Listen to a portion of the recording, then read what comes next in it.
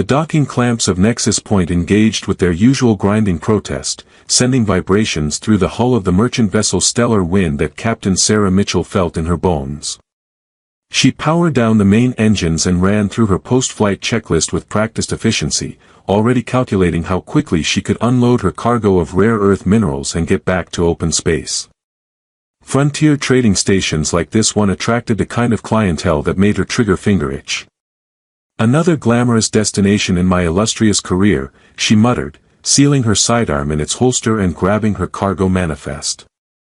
The viewport showed the usual collection of mismatched ships that frequented the outer rim, smugglers, mercenaries, and traders like herself who preferred to conduct business far from the prying eyes of sector authorities. The marketplace beyond the docking bay buzzed with activity that somehow managed to be both chaotic and efficient.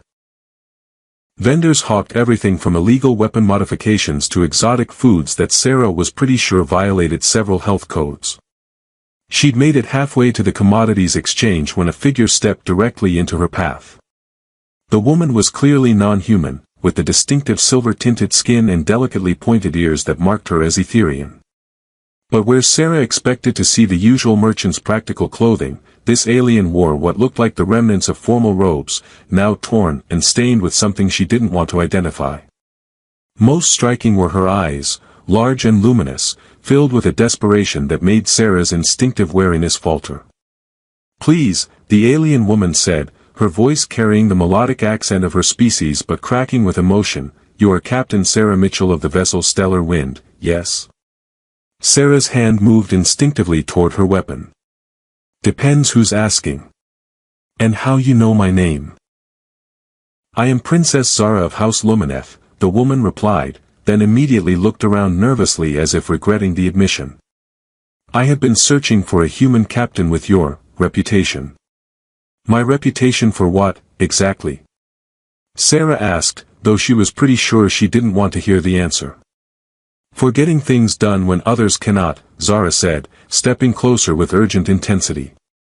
"My sister has been taken by criminals, and I need your help to rescue her." Sarah almost laughed. "Lady, I haul cargo from point A to point B. I don't do rescues, especially not for alien royalty. Try the mercenary guild down the corridor, they love this kind of dramatic nonsense." "They have already refused," Zara said quickly. "The Crimson Syndicate took my sister during a diplomatic mission. They demand a ransom that would bankrupt 3-star systems, but our government cannot be seen negotiating with criminals. It would destabilize the entire region." "Sounds like a problem for your royal guards or whatever passes for military in your part of space," Sarah replied, already turning away. "I've got a schedule to keep." "Wait!" Zara called out, desperation making her voice break. "I can pay you. My personal treasury, jewels, rare metals, technological patents worth more than your ship could carry in 10 lifetimes." Sarah paused despite herself. Her ship's maintenance costs were mounting, and the debt collectors from her last failed venture were getting increasingly creative with their threats. Still, getting involved with alien politics was a good way to end up either dead or imprisoned on some backwater penal colony. "Even if I believed you could pay that much," Sarah said slowly, "rescue missions aren't my line of work. They tend to involve shooting, explosions, and the kind of attention that's bad for business." Zara's composure cracked, tears beginning to flow down her silver cheeks. "Please, I am begging you. Lyanna is not just my sister, she is the crown princess, the heir to our throne. But more than that, she is all the family I have left. Our parents died in the plague cycles when we were children. If she dies, I will be alone in the universe." Something in those words hit Sarah harder than she expected. The raw pain in Zara's voice reminded her of feelings she'd spent years trying to bury, the loss of her own family in a colonial defense force disaster that could have been prevented if anyone, had been willing to take action when others wouldn't.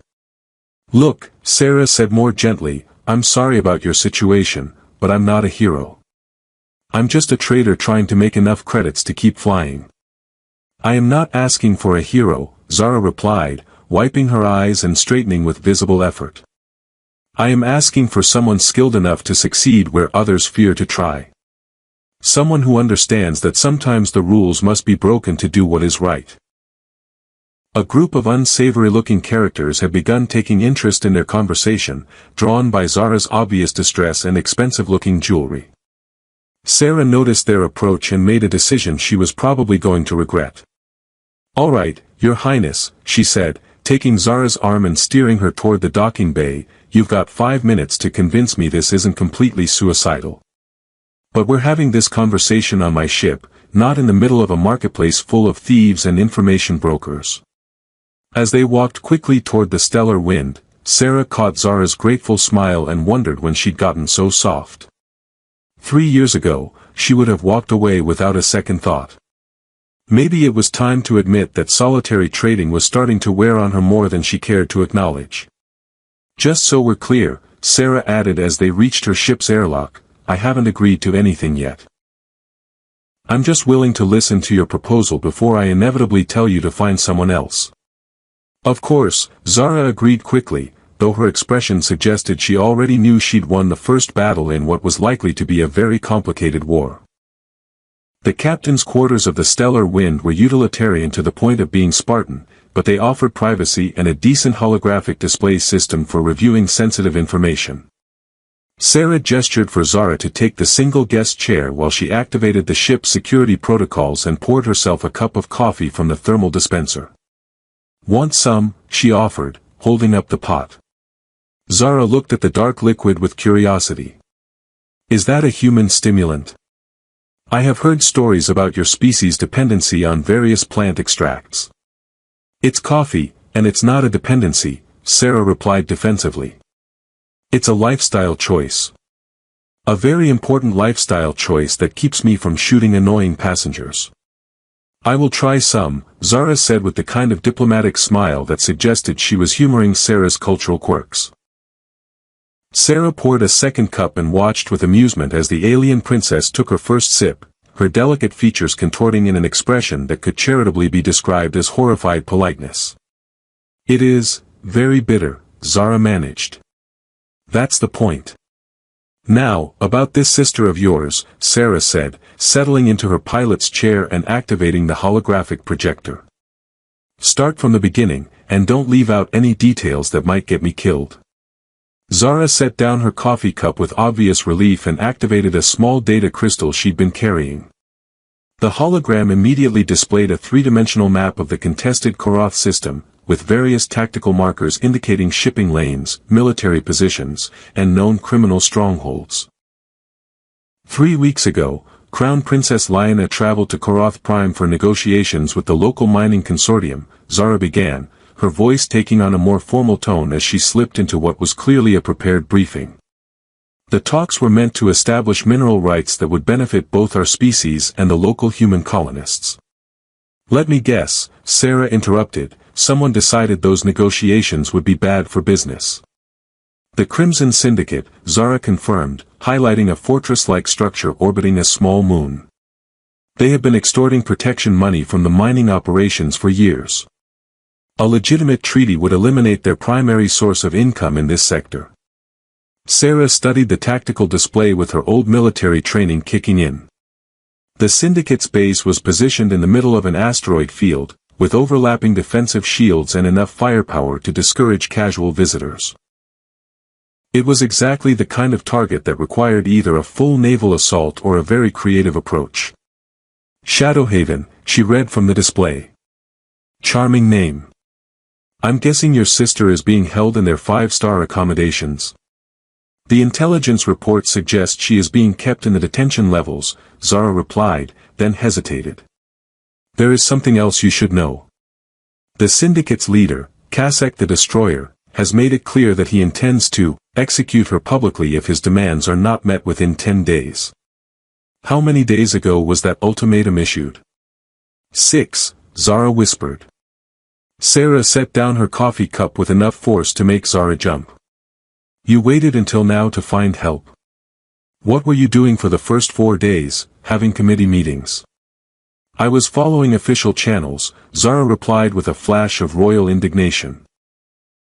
I petitioned the Etherian High Council, contacted the Colonial Defense Force, even tried to hire legitimate mercenary companies. Everyone either demanded payment we cannot afford or refused to risk war with the Syndicate.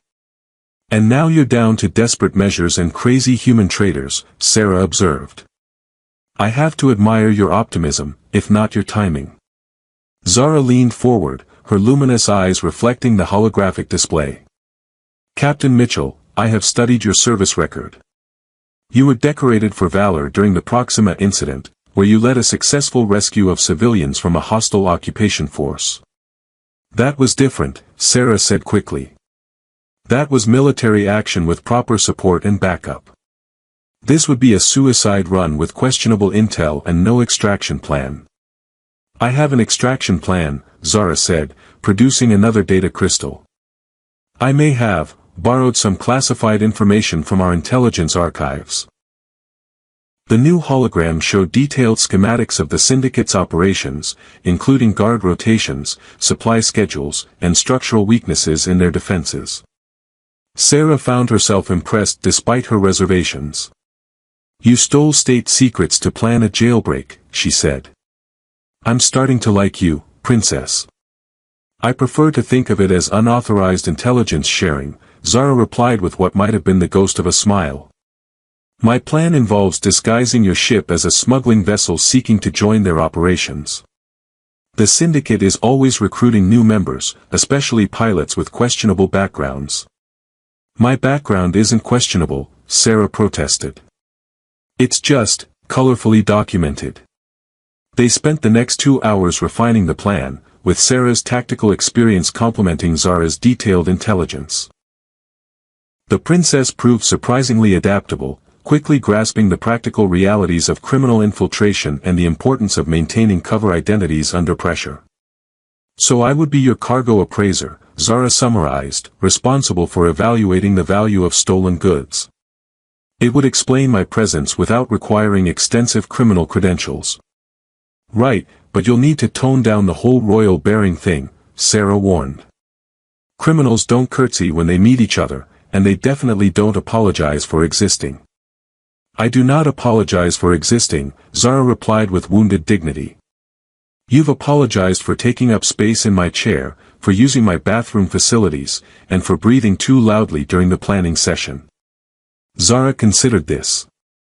Perhaps I am overly considerate by your standards.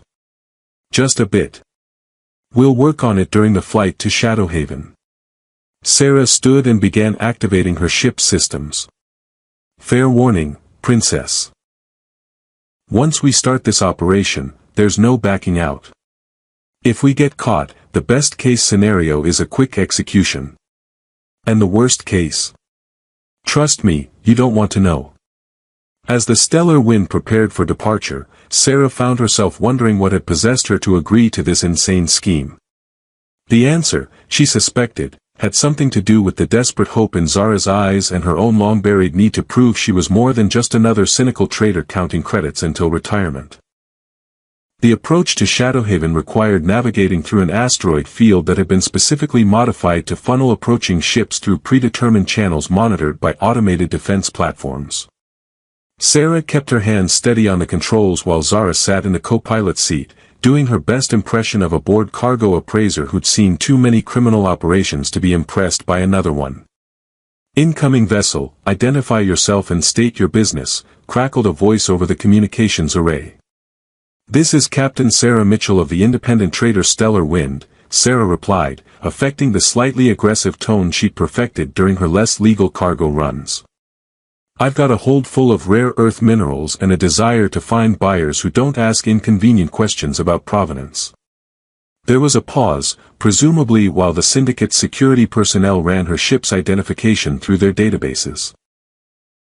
Sarah had spent considerable time during their journey creating a convincing criminal background for both herself and her vessel, complete with forged shipping manifests and falsified maintenance records. Captain Mitchell, you're cleared for docking Bay 7. Be advised that all cargo and personnel are subject to inspection. Any attempts to deviate from approved routes will result in immediate destruction. Understood, Sarah replied. Looking forward to doing business with you. She cut the transmission and glanced at Zara, who was doing an admirable job of looking like someone who appraised stolen goods for a living.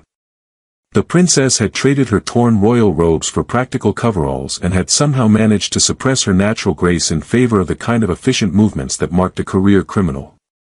"Ready for this?" Sarah asked quietly. "As ready as someone can be for their first infiltration of a heavily armed criminal fortress," Zara replied, then attempted what she probably thought was a casual shrug.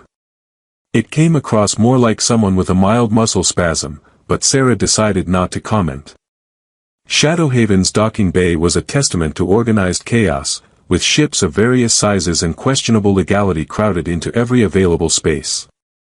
Armed guards moved between the vessels with the kind of casual alertness that suggested they were very good at their jobs and very willing to demonstrate their skills. The inspection process was thorough but routine. Sarah presented their forged credentials while Zara stood silently beside her, projecting what she hoped was professional indifference. The syndicate officer who examined their cargo seemed satisfied with the quality of their rare earth samples, though Sarah noticed him palming one of the more valuable specimens when he thought she wasn't looking. "Nice haul," he admitted grudgingly. "Boss might be interested in setting up a regular supply arrangement. You'll want to talk to Lieutenant Voss about the particulars." "Appreciate the referral," Sarah said, counting on her reputation for small-time smuggling to open doors that more obviously legitimate traders couldn't access. Their meeting with Lieutenant Voss took place in what had once been a cargo bay but now served as an informal office space. The man himself was a study in controlled violence, with the kind of cybernetic enhancements that suggested he'd been rebuilt after several close encounters with explosive decompression. "Captain Mitchell," he said, gesturing for them to sit in chairs that had probably seen better decades. "I hear you're looking to expand your operations beyond simple cargo hauling." "Word travels fast," Sarah replied. "I've got a ship, I've got connections in the outer colonies, and I've got a flexible attitude toward regulations." "Seems like a natural fit." "And your associate?" Voss asked, his augmented eyes focusing on Zara with uncomfortable intensity. "Zara's my cargo appraiser," Sarah said smoothly. "She's got an eye for valuable items and the kind of specialized knowledge that comes in handy when you're dealing with alien artifacts." Zara nodded professionally, managing to project competence without seeming threatening. "I have experience with Etherian cultural treasures, if that information is useful to your operations." Sarah had to suppress a smile at the princess's careful choice of words. Technically accurate, but carefully phrased to avoid outright lies that might be detected by whatever scanning technology the syndicate employed. "Interesting," Voss mused. "We've been expanding our acquisitions in that sector. High-value items, cultural significance, the kind of things that certain collectors pay premium prices to obtain." The conversation continued for another 20 minutes, with Sarah gradually working the discussion toward the fortress's security arrangements and operational schedules. She learned that prisoner transfers typically happened during the night shift, when skeleton crews were more susceptible to distraction and bribery. It was during this casual interrogation that Zara suddenly went rigid, her enhanced hearing picking up something that Sarah's human ears had missed. A voice echoing from somewhere deeper in the complex, familiar, distressed, and unmistakably Etherian. "Is there a problem?" Voss asked, noticing Zara's reaction. Sarah jumped in before the princess could respond. "Just thinking about the logistics of moving large quantities of cargo through asteroid fields. The navigation challenges can be complex." "Of course," Voss agreed, though his augmented eyes continued tracking Zara's subtle reactions. "Perhaps you'd like a tour of our facilities? It might help you appreciate the scope of our operations."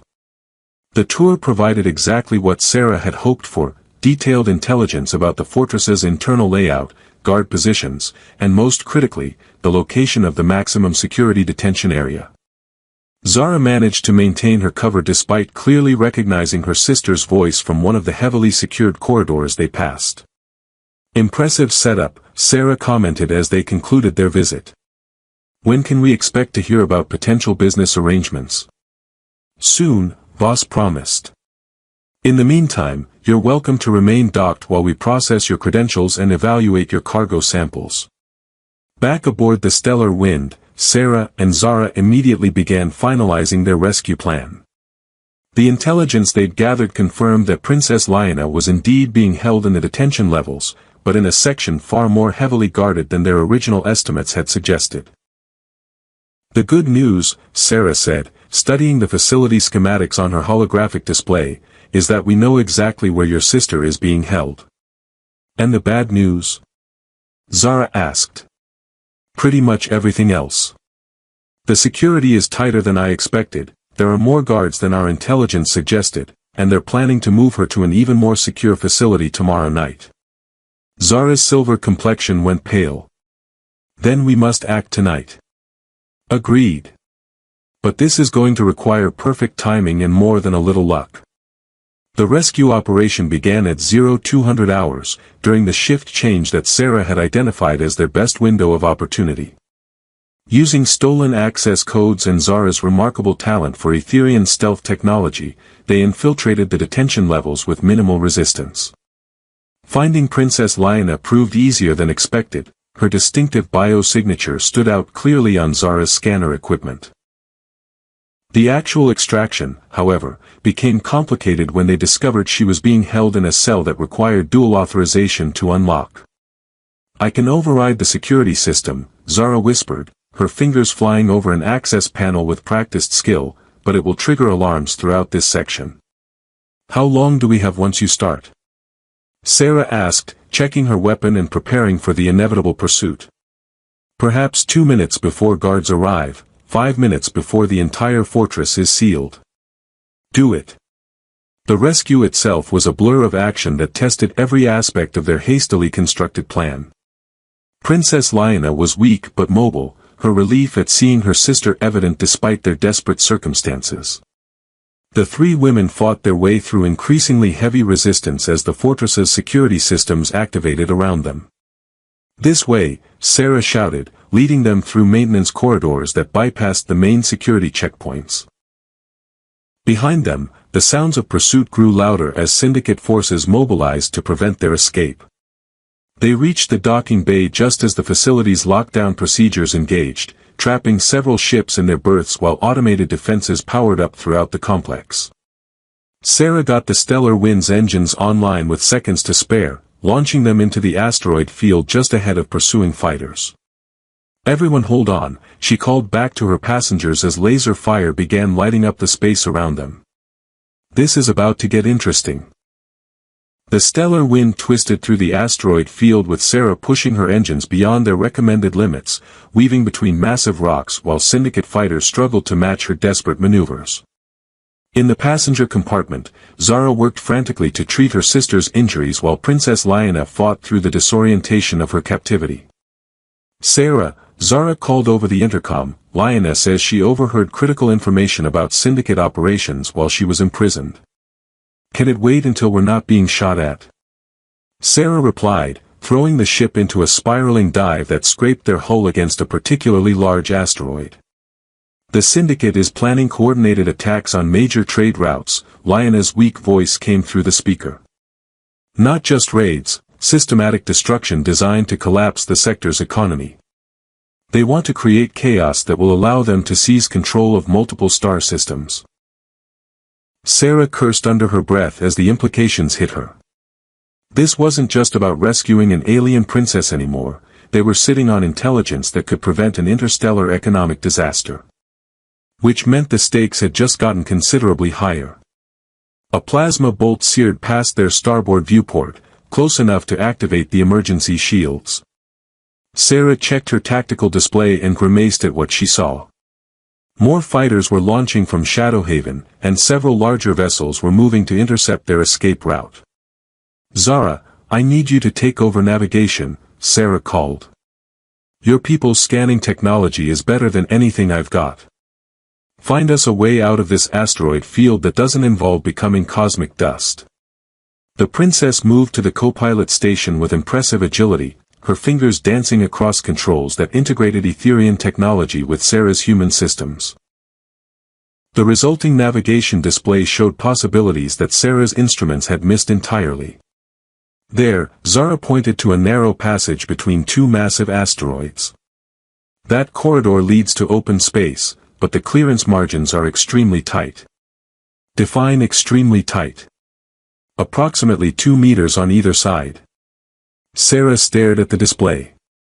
Threading a ship the size of the stellar wind through a gap that narrow would require precision flying that bordered on the impossible.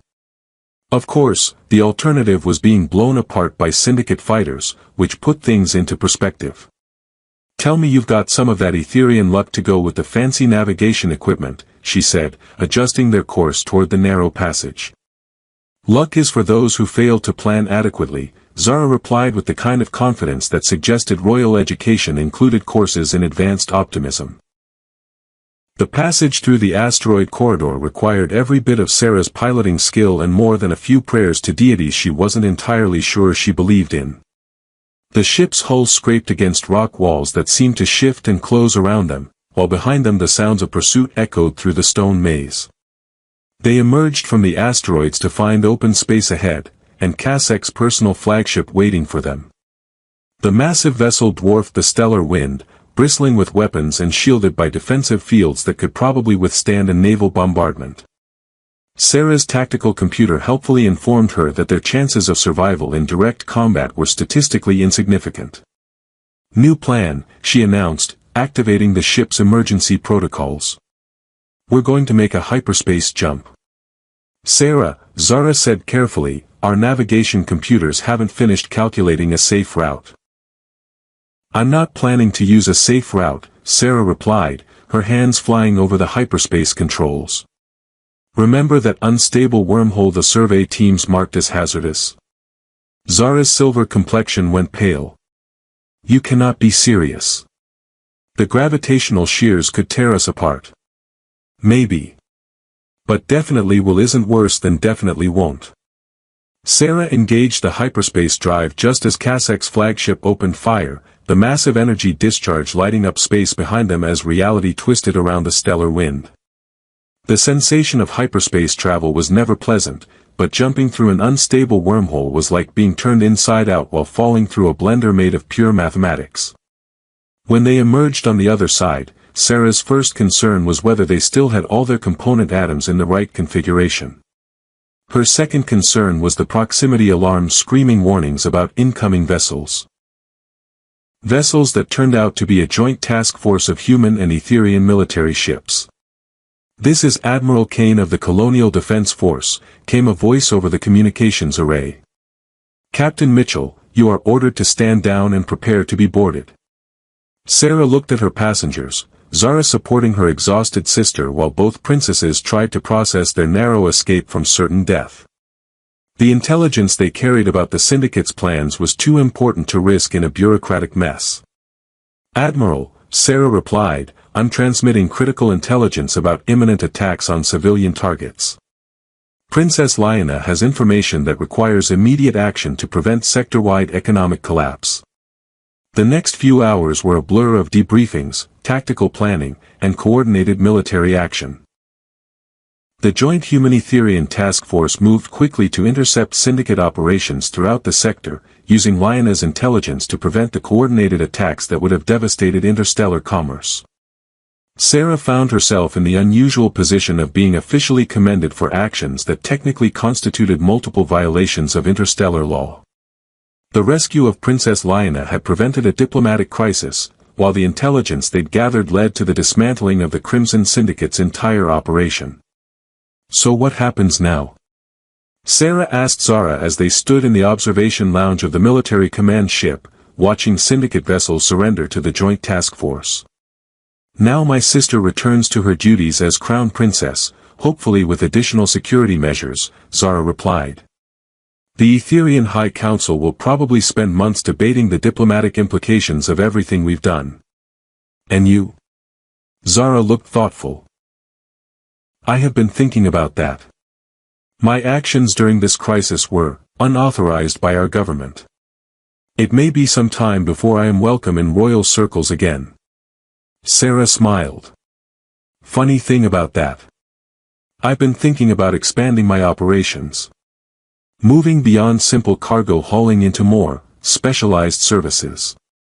Diplomatic courier work, cultural exchange programs, maybe even some legitimate rescue operations for people who fall through the cracks of official channels.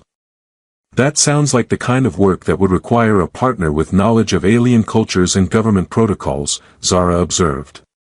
Exactly what I was thinking. The pay isn't great, the hours are terrible, and there's a significant risk of being shot at by criminals. Zara's smile lit up her silver features. When do we start? 3 months later, the Stellar Wind had been refitted with a combination of human and Etherian technology that made it one of the most advanced private vessels in the sector. Sarah and Zara had established a reputation for handling the kind of delicate situations that required both diplomatic finesse and tactical expertise. Their latest mission briefing was interrupted by Princess Lyanna, who had requested a private meeting aboard their ship. The Crown Princess looked healthier than she had during their escape from Shadowhaven, though she still carried herself with the careful awareness of someone who had faced mortality and survived. I wanted to thank you both personally, Lyanna said, before the formal ceremonies begin. What you did went far beyond duty or financial compensation. We couldn't leave family behind, Sarah replied simply. Lyanna smiled, the expression transforming her formal features into something warmer and more human. I understand you've been having some success with your diplomatic courier service. Business is good, Zara confirmed. Apparently there's significant demand for people willing to take risks that official channels won't consider. Which brings me to why I'm here, Lyanna continued, producing a data crystal from her diplomatic pouch. We've received reports of unusual activity in the Centauri border regions. Ships disappearing, colonies going silent, the kind of pattern that suggests organized activity rather than random piracy. Sarah accepted the crystal and plugged it into the ship's holographic display system. The tactical information that appeared showed a disturbing trend of missing vessels and disrupted communications across a wide swath of contested space. Let me guess, Sarah said, studying the data. The official response is being delayed by jurisdictional disputes and diplomatic protocols. The Colonial Defense Force claims it's an Etherian problem because most of the affected systems are in our territory, Lyanna explained. Our military command insists it's a human issue because the missing ships are primarily Earth-registered vessels. While people keep disappearing, Zara added grimly. Exactly. Which is why I'm here making an unofficial request to a couple of freelance operators who have demonstrated a talent for cutting through bureaucratic complications. Sarah looked at Zara, who nodded with the kind of enthusiasm that suggested she'd already made up her mind. They'd come a long way from that desperate meeting in a frontier trading station, but some things never changed. When people needed help and the official channels failed them, someone had to be willing to step up. All right, Your Highness, Sarah said, beginning the startup sequence for the Stellar Wind systems. Looks like we're back in the rescue business. As they prepared for departure, Sarah reflected on how much her life had changed since that fateful day when a desperate alien princess had approached her in a crowded marketplace. She'd found something she hadn't even realized she was looking for, purpose beyond simple survival, friendship that transcended species boundaries, and the satisfaction that came from making a real difference in an often chaotic universe. Sarah, Zara called from the navigation station, I'm detecting an interesting energy signature in the Centauri data. It resembles the technology signatures we encountered at Shadowhaven. You think the syndicate might be involved? It's possible. Or perhaps another organization learned from their methods. Sarah smiled grimly as she engaged the ship's hyperspace drive. Well, we did get pretty good at dealing with criminal organizations the last time. Indeed we did, Zara agreed, settling into her co-pilot's chair with the confident ease of someone who had found her true calling. Shall we go save the day again? Why not? It's becoming something of a habit. As the Stellar Wind jumped to hyperspace, carrying its crew toward another adventure in the endless expanse of space, Sarah couldn't help but think that some partnerships were worth more than all the credits in the galaxy. She'd started this journey as a solitary trader focused on nothing but survival and profit. Now she was part of something bigger, A team that made the universe a little safer for everyone who fell through the cracks of official protection. It wasn't the life she'd planned, but it was definitely the life she'd choose.